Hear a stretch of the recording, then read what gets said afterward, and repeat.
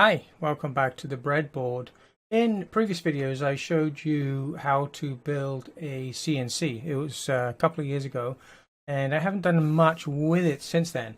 A while ago, Banggood kindly sent me a 500 watt, 12,000 RPM spindle to review, and I've already shown you one video where I showed it operating on the bench and went through a few of its features, like being a lot quieter than the equivalent Colt Bosch woodworking router. So in this video, I want to show you how to actually hook it up to a Mach3 Motion Controller and get it working, configuring Mach3 software to be able to remotely control the speed of the spindle without having to use the little dialy knob that comes with it. So without further ado, let's get to the start of this presentation. This is what I used to have on my CNC controller up until recently. I had, well, above this that you can't see is a couple of power supplies, but I had a little Arduino Uno with an adapter board driving 4 GCode drives. I subsequently put a little bit of an opto-isolator on it as well, but basically it was just an Arduino Uno driving 4 GCode drives, driving X, 2 Y motors, and a Z motor. And my spindle was the Bosch Colt router that I had a speed adjustment on the actual router itself, but there was no remote control of that. So once you set it going, you would have to stop the CNC operating or try and get your hand on it while it was moving around to be able to adjust the speed. Not ideal, and you really didn't know what kind of speed it was either. So what I wanted to do was upgrade this. So in a separate video, I was showing you how I upgraded my CNC machine from what you just saw to this. We now have 2 power supplies up the top. There's another one just outside of view, 48 volts, and there's a 24 volt power supply as well. We've added the Mach3 Motion Controller here, which you can see screwed to the panel right here. I shortened the DIN rails to make room for it so I could screw it straight to the panel. I've also added the addition of a axial driver, so I've got 5 GCode drives now, and I've put them onto a metal plate. There was a lot of feedback about, oh yeah, they're going to get too hot and set the wood on fire and things. Well, if they were ever getting that hot, I'd be in trouble anyway. But nevertheless, I put a metal backing on these just to distribute the heat around a little bit. And what I've also done is added a BDLC controller, which came with the spindle from Banggood, to control the spindle that's mounted on the CNC machine. And I've also, as you can see here, changed the outputs at the bottom from these round connectors. I've extended it, cut a nice new panel that's all labeled and pretty, and used 9-pin D-types, compatible with a lot of the other GCode drive models as well. And I followed the pinouts that the Gecko 540 driver used. Anyway, I'm not going to go into all of that because that's covered in separate video. What I have at the end here is an output for a spindle. This is a basically 3-phase motor. They call them BDLC, and it's hooked through this controller, and then the controller is driven by the Mach3 Motion Control. So this is what I had before, and it was being mounted with a 3D printed bracket, as you can see here, for the Bosch Colt router, and I've now changed it to use the spindle. So I had to make a new mount for it and 3D printed. I'll make that available on Thingiverse so that you can download it for your own use. Put a small DIN connector at the top so that I can bring the cables in, and if I want to switch it to my other router for previously, the Bosch Colt, I can just undo the 3 wires here. The mains cable is up there, plug socket is available as well. Drop in the different mount for the Bosch Colt, and I can then go with that one.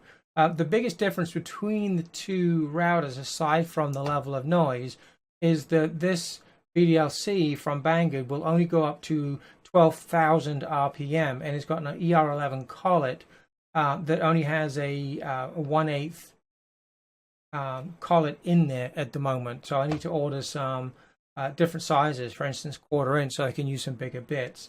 The Bosch Colt can go up to 35,000 RPM. It's about the same power, but of course it's a lot noisier.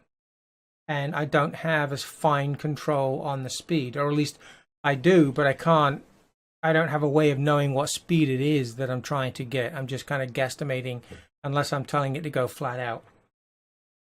So the bracket that came with the spindle was this one. It's a nice solid aluminum bracket, but because I'm using 80-20 and 60-20 extrusions, I needed to make different brackets. I've already mentioned I 3D printed them, and I actually ended up making two of them. One for in a 60-20 aluminum extrusion, which is this one, which is the one that's currently on my smaller CNC, which is what I'm doing this upgrade on. And then this blue one is actually for an 80-20 aluminum extrusion, which I have on my bigger CNC machine.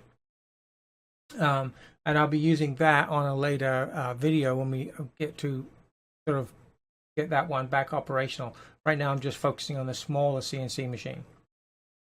The BLDC motor driver that came with it is this one here. This is a picture of it from Banggood's website. The inputs that are available, the first one up here is the plus and minus supply. This would be using heavy gauge wire, for instance 12 gauge or something like that, to feed in my case 48 volts into the BDLC controller. It'll take anywhere from 20 to 50 volts. The motor itself is 48 volts, so I had an additional 48 volt power supply from RS Components that was kindly supplied, so I've put that in here. I'll provide a link to it in the description if you wanted to get one for yourself. The UVW pins here, which are also spade connections, are the outputs to the coils of the BLDC motor. Basically, it's a three-phase winding that you control the frequency of the phase rotation and therefore the speed of the spindle from here. And it takes, with 500 watts at 48 volts, that's going to be in excess of 10 amps. So you do need to have some heavy-duty wiring to drive the motor. On the next set of pins, which are on this molded connector here, we have feedback HV, HW, which if your motor has outputs to indicate its speed and things, then this is where the feedback could come from the coils.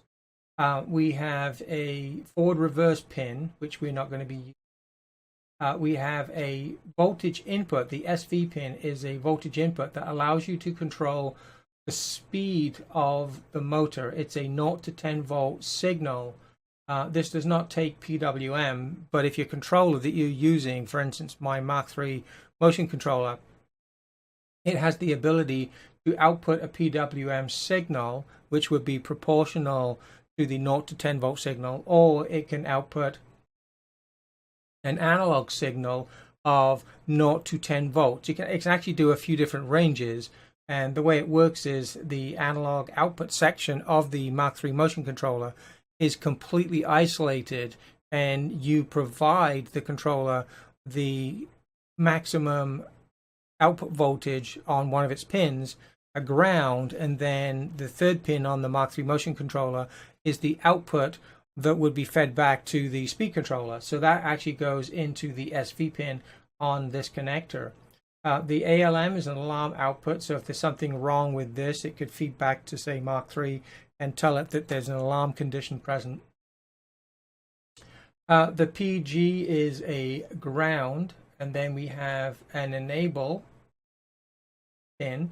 So this needs to be set to allow the motor to work, and if you, which is really useful if you've got Mach3 controlling a lot of things. For instance, an e-stop, you can have the enable pin set up so that if the e-stops hit, then this will stop the motor almost instantly. We then have a 10 volt output from this BLDC motor controller that goes to the Mach3 Motion Controller in my case, and then we have a ground pin at the end here, which is a common ground for everything. So how did I wire this up? Well, here's a picture of each of the units that were involved in the wiring. We've got the Mach3 Motion Controller on the left, we have the edge view of the BLDC controller in the middle, and we have the spindle on the right hand side.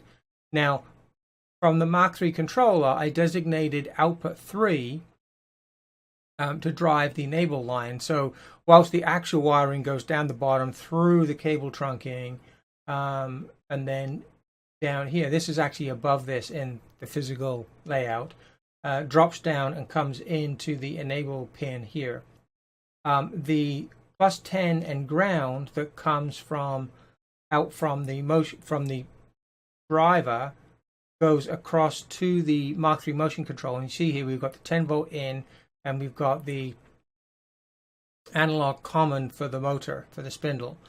Those just connect straight across to the spindle controller, and then the analog voltage output, which is proportional to the speed that you want, and you have to tell Mach3 what your maximum speed is, effectively what represents 10 volts. This feeds to the speed control SV pin on the plug-in connector. Again, in reality, it runs through the trunking, down, back out, and goes to the SV pin. I've just shown these wires over the top in just the CAD program, just to help you understand what's what. So that's the connections to the Mach3 controller, and then we have 3 wires that go out to the spindle. Now these go out via a 9-pin D-type connector, and then up through the cable chain and everything of my CNC machine up to the spindle. So I've just drawn some short lengths here just to show you the connections. Now the yellow changes to black because the wiring I was using on the panel was yellow, but the spindle itself has a red, blue, and black wire, not a red, blue, and yellow. So I used the yellow one to go to the black one to provide that third phase. And that's pretty much it. Now, the one thing that did burn me for a little bit, which I kind of didn't remember, was that this analog stage on the Mach3 motion controller is completely isolated from all of the internal logic in this motion controller. There are a number of isolators in this controller.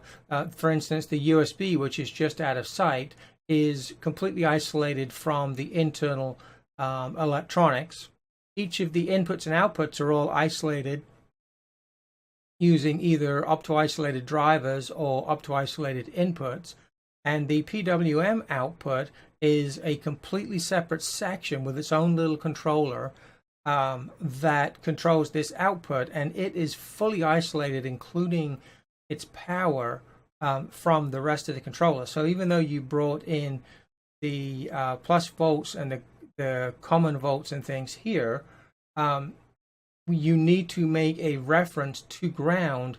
Otherwise, this input here doesn't have anything to reference to. This ground here is coming back to here, and when I first tried this, it just wasn't working, and I was thinking, what the heck's going on here? And it's because even though this 10 volts in ground was being fed to this, there was no reference from this to the input, and I needed to make the real ground reference to get it working. I think it's probably because this 10 volts in ground here is also completely isolated within the spindle driver. So, little thing I found out the hard way, which is why this wire here is not put inside the cable trunking yet. I will be getting that put in before I'm done. So anyway, yeah, you had to put that link in as well to make everything work. So really, you've got 1, 2, 3, 4, 5 wires from Mach3 Motion Control. That's all you need. And then you're going into the BLDC speed controller, and then you have 3 wires going to the motor itself via all the cable chains, and you've got your power plus 48 volts and 0 volts. And I chose to use a completely separate power supply for the spindle because it is 500 watts, and I've got a 48 volt 10 amp power supply just for driving this, and then I have a separate 48 volt 10 amp supply for driving all of my stepper motors, and also the Mach3 Motion Controller. Actually, sorry, not the Mach3 Motion Controller. That's a 6 to 36 volts. If I connected the 48 volt power supply to it, I would blow it up. I have a separate smaller 5 amp 24 volt power supply that is driving the Mach3 Motion Controller, and it's also available to drive anything else that might need 24 volts. For instance, the inductive sensors for the X, Y, and Z limits, they're all driven from 24 volts. They actually come into these 3 yellow pins up here. These other outputs on the Mach3 Motion Controller are all for driving the stepper motors for the X, Y, and Z and rotational axes. I'm not going to go into all the details of that except just to say what I've just said. Separate video. So once you've done all the wiring, I'm not going to go into how you do the wiring because I've done a lot of videos that, before on that. I think the only thing I want to point out here is that I've used ferrules for everything. This provides a much more reliable connection into all of these screw terminal connectors, and also it makes them much more robust in the long term. You don't get little blades of wire sticking out and things like that. So that's what I chose to do, and I recommend that if you can, you should do that kind of thing as well. Don't solder the end of a piece of wire to get a firm pin on the end of the wire and shove it in the connector, because that will fail over time. The lead solder is a soft metal. It is very malleable. So even though you think you've screwed down that terminal tight onto it, the lead that's in the solder will deform over time, and that connection can come loose again. So I recommend you don't do that. Either leave it as the bare stranded wires, just give it a few twists, or put a ferrule on it and do the job properly. So the next thing we had to do was configure Mach3. Now I've brought up my Mach3 console here. These are all just screenshots. I didn't see the point in having it live because it really wouldn't help anything. So you fire up Mach3. I've got the driver for the Mach3 Motion Controller already loaded. And again, I'm not going to go into that here.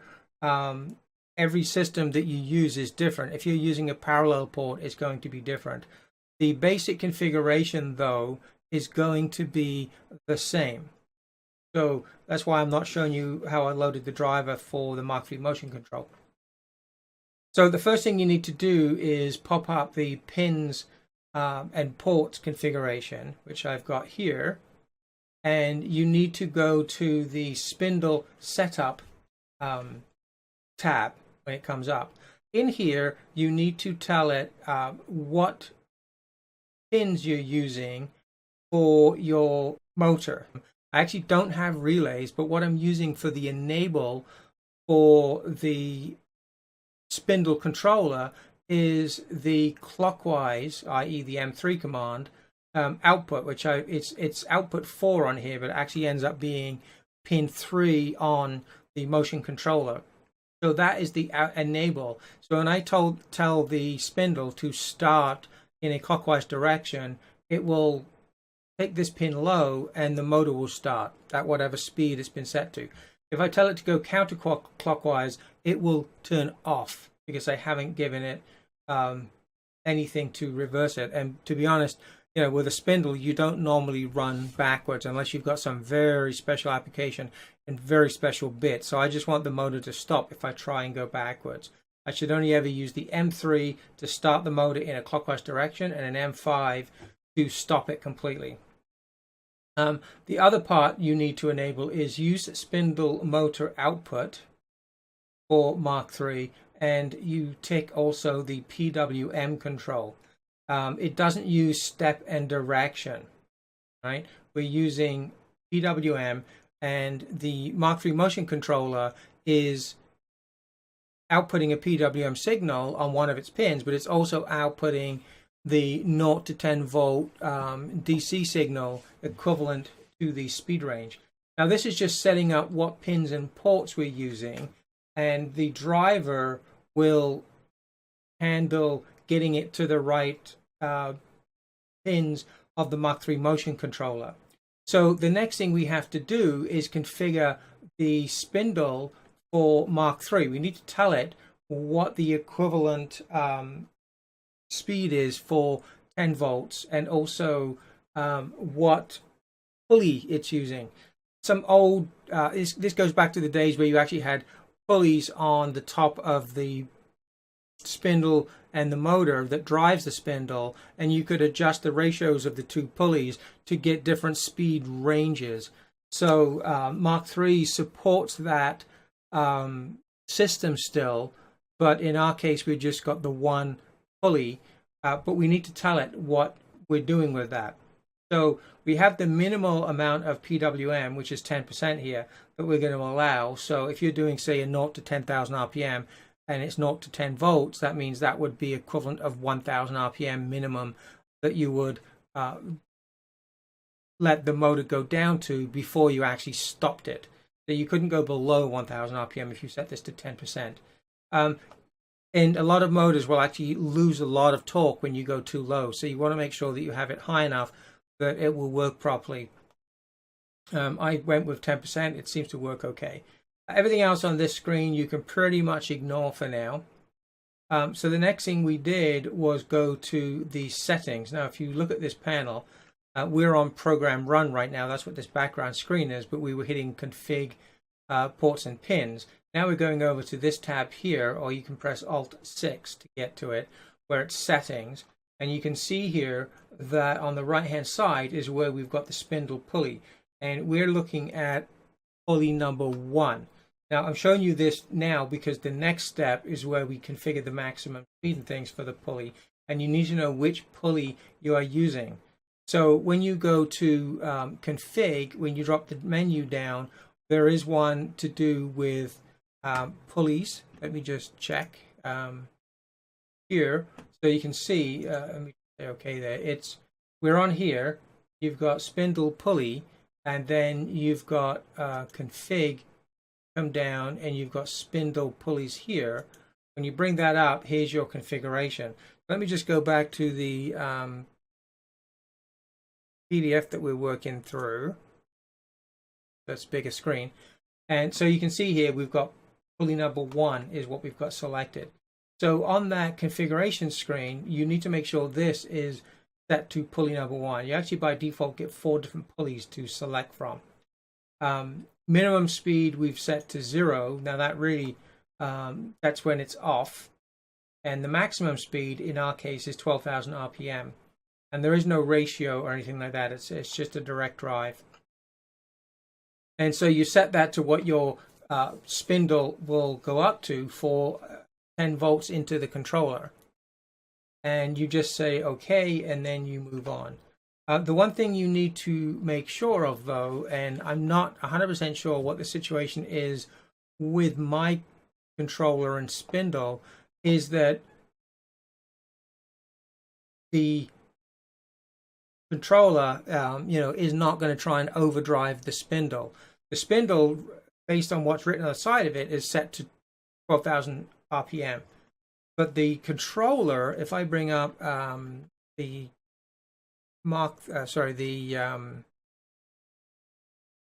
website, let me just try and find that here a second. Here, this is the website from Banggood. They kindly sent me this for free last year.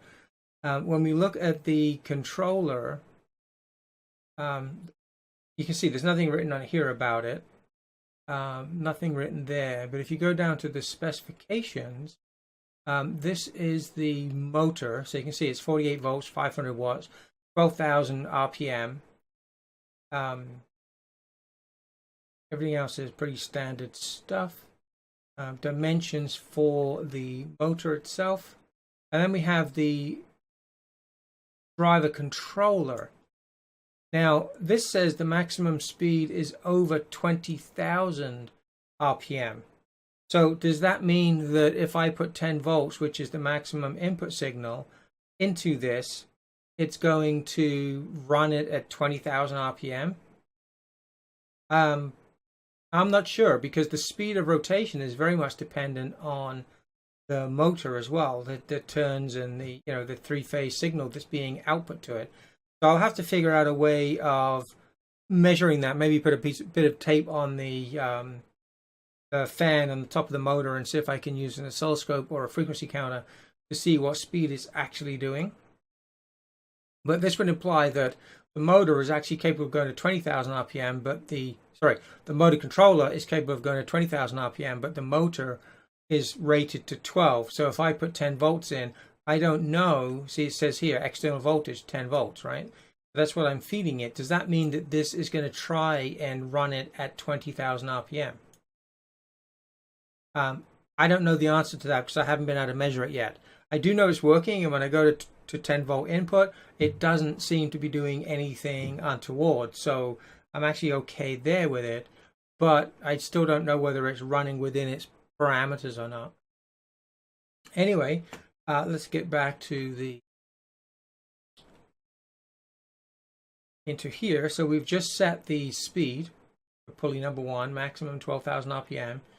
And so that pretty much is it as far as configuring the Mach3 Motion Controller and Mach3 software to use the 12,000 RPM 500 watt spindle from Banggood. Pretty simple process. The wiring is pretty simple. This is assuming that you've already got the motion controller or whatever your controller may be set up and running. If you're using a parallel port, which is what Mach3 can use without using a Mach3 motion controller. Let me go back to the diagram, or even something like an Arduino Uno, which could have a PWM output. That could be fed directly to the PWM of the speed controller. Does it have a PWM input? Quick look.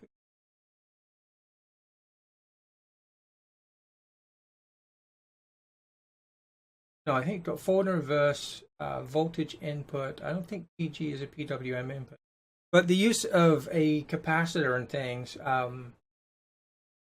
would work. And I think it would even take a PWM input straight to the SV pin as well. I think it probably has some kind of filtering on the input anyway. But yeah, you can feed this from a number of different sources. It doesn't have to be a Mach3 motion controller. Anyway, that's pretty much it for wiring this up into the CNC machine, and that's all I had to do. It didn't take very long. As I said, the video for upgrading the CNC to use the Mach3 motion controller and everything is separate to this. I'm not going to go into that here. I will be going through some of the setup of Mach3 for driving spindles and homing and things like that as well in some separate videos. So I think I pretty much covered everything that you need for this. If you want to ask me any questions, please feel free to submit something in the comment section and I'll happily get back to you. If you want me to try something with this, if I can, I'll oblige and do a video or just give you an answer to whatever the question might be. And if you like the video, give it a thumbs up. If you don't, well, then you don't have to. But the video for doing the complete upgrade will be coming shortly using the Mach3 motion controller. And I'll also have a separate video for upgrading and how to use the fourth axis, the A axis that I've added to the motion controller as well. But this one is just about adding the spindle and getting it in there. The files I drew in Fusion 360, and I will provide, let me just fire up Fusion 360 quickly and show you. I can just bring that in here. I will provide the files, as I said, on Thingiverse so that you can download them and use them yourself, modify them, whatever. There's no constraints that I'm putting on anybody for this. Here they are. I've got one with a 55 millimeter spindle with a 60 millimeter for going on a 6020 aluminum extrusion. That's this one. Lots of holes around the side for M5 screw threading and things like that as well. And then I've got a think this one is an 80. Yeah, this one is for an 80mm 20 extrusion to screw onto, so the pitch would end up being slightly different. I did the 60 one because the smaller CNC that I've attached it to is still is using a 60mm wide Z-axis extrusion, whereas my larger one now has a 80x40 C-beam extrusion for the Z-axis, so it would require the bigger spindle. And I want to be able to cut aluminum and things like that. And I actually have managed to cut aluminum. Let me just show you a couple of pictures. I'm going to do a separate video for showing how I'm cutting metal and things like that with this. But for the moment, so here it is. I've just finished cutting out a test piece with aluminum. It actually ended up slightly undersized, but that was completely my fault. The spindle quite happily managed to cut this. You can see I ended up with a little bit of lubricant around the plywood of the bed, but my spindle, the bit that I used was actually 3mm, and for whatever reason I thought it was 3.125, or sorry, an eighth of an inch. And so when I did my toolpaths, I assumed I was using an eighth of an inch cutter, and so when I cut this, it ended up slightly undersized because, well, undersized for the holes and everything, and slightly oversized for the outside because it was thought it was using an eighth bit. So it's actually compensating a little bit more than what the bit was actually cutting. So completely my mistake. Outside of that, it did a great job once I've got the speeds and feeds correctly. I also had, so here it is mounted on the CNC machine. You can see this CNC machine is literally sitting inside my other CNC machine. The reason I wanted to cut the aluminum with the spindle is because I designed some new brackets for the bigger CNC machine, and I test cutted them with my laser cutter, which is this orange thing just over on the right hand side here, just in view, to try it for fit and everything else, and they do fit nicely. But I need to cut some out of 1/4-inch aluminum so that it's going to be rigid enough. As you can see, it's quite a lot of Z travel. I want to make sure it's not going to be flexing on this 1/4-inch plywood. So I just did a test cut on a piece, and I found it worked great, except for the fact that I got the size of the bit incorrect in the cutting.